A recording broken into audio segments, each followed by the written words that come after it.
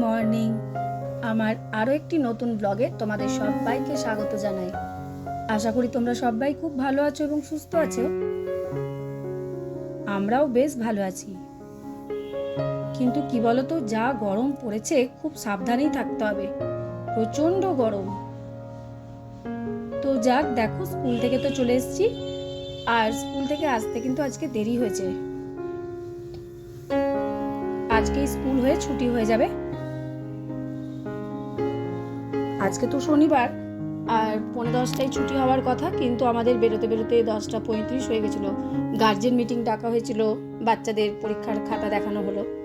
তো যাই হোক, এইসব করতে করতে বেশ কিছুটা দেরি হয়েছিল।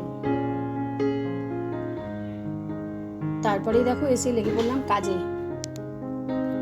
এত গরম লেগেছে না, স্কুল থেকে এসে কিছু করার নেই। যাই হোক, আর এই যে এবার কাজে হাত দিয়ে দিয়েছি, এই সমস্ত কিছু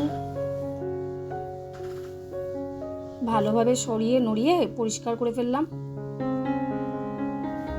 যখন করি না, এগুলোকেও করি, উপরে উপরে একটা হালকা হালকা ধুলো পড়ে যায়।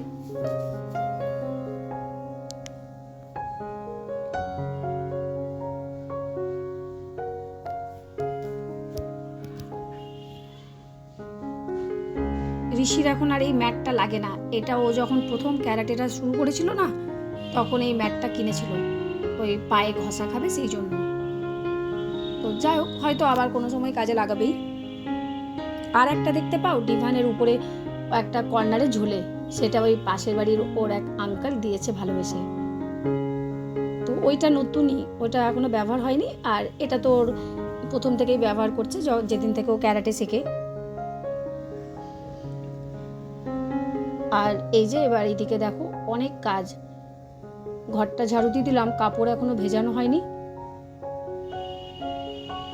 আর আজকে কি করেছি জানো, এই এত গরমের মধ্যে এসে গরম ভাত তো রান্না করলাম, দিলাম ভাতের মধ্যে জল ঢেলে।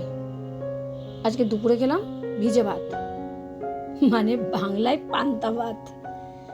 কি করি ভাতটা করতে করতেই ঠিক করে নিলাম যে আমরা তো রাত্রে ভাত খাই না, তাহলে দুপুরবেলায় খেলে মন্দ কি। তো একদম ফ্রিজের ঠান্ডা জল ভাতের মধ্যে ঢেলে খেয়েছি।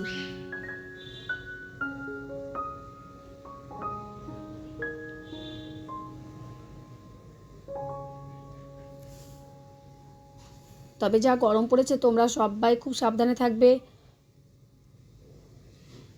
পুচকিগুলোকে খুব সাবধানে রাখবে, আর বারে বারে জল খাওয়াবে।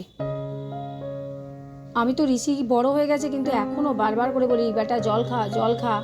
এটা একটা অভ্যেস। এমনকি বোতলটা সামনে নিয়ে চলে যায়। আবার কোনো কোনো সময় কি করি বলো তো, গ্লাসে জলটা বার করে দিই, তাহলে জলটাও একটু বেশি পরিমাণে খাই। এমন কি বলো তো, আমরা কিন্তু স্কুলেও এটাই করছি, বাচ্চাগুলোকে বারবার করে বলি যে আগে জল খাও জল খাও। প্রচণ্ড গরম পড়েছে। তো যাই হোক, ওদেরকেও কিন্তু আমরা যখনই আমরা ক্লাসে যাই, তখন কিন্তু জোর করেই ওদেরকেও জল খাওয়াই।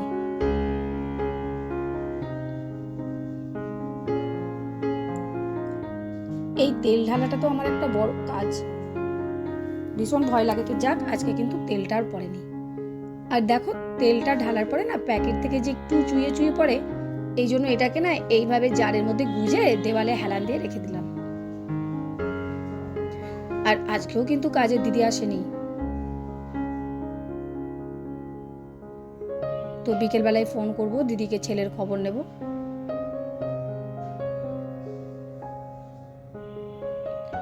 আজকে করছি ভিজে ভাতের সঙ্গে, এবার কি করি, আলু ভাজা করলাম, পেঁয়াজি, ছাতু তো আছেই, আর তার সঙ্গে ওই আমের চাটনি রাখা আছে, আর আচার নিইনি, তার সঙ্গে কাঁচা পেঁয়াজ।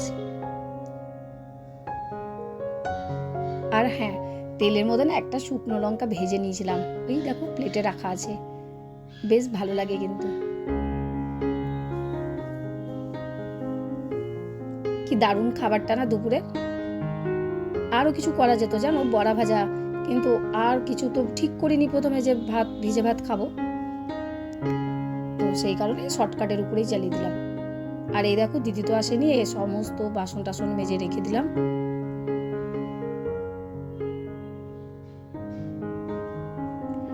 এর মাঝে বলি, আমার আজকের ভিডিওটা তোমাদের কেমন লাগলো অবশ্যই কিন্তু কমেন্ট করে জানাবে।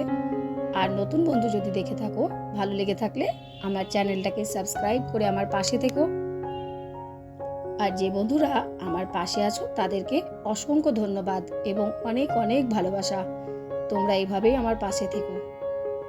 স্নান করার সময় না অনেকগুলো কাপড় কেচেছিলাম, তো সেগুলো একবারে ছাদে মেলতে চলে গেলাম খাবার পরে। তোমাদের সঙ্গে দেখা হচ্ছে কিন্তু এটা বিকেলবেলায়। বিকেলে করেছিলাম ওই কুমড়ো আলুর হালকা করে তরকারি, আর অল্প একটু ঢ্যাঁড়স ছিল, সেটা ভাজা আর রুটি। এবার কাপড়গুলোকে গুছিয়ে ফেললাম।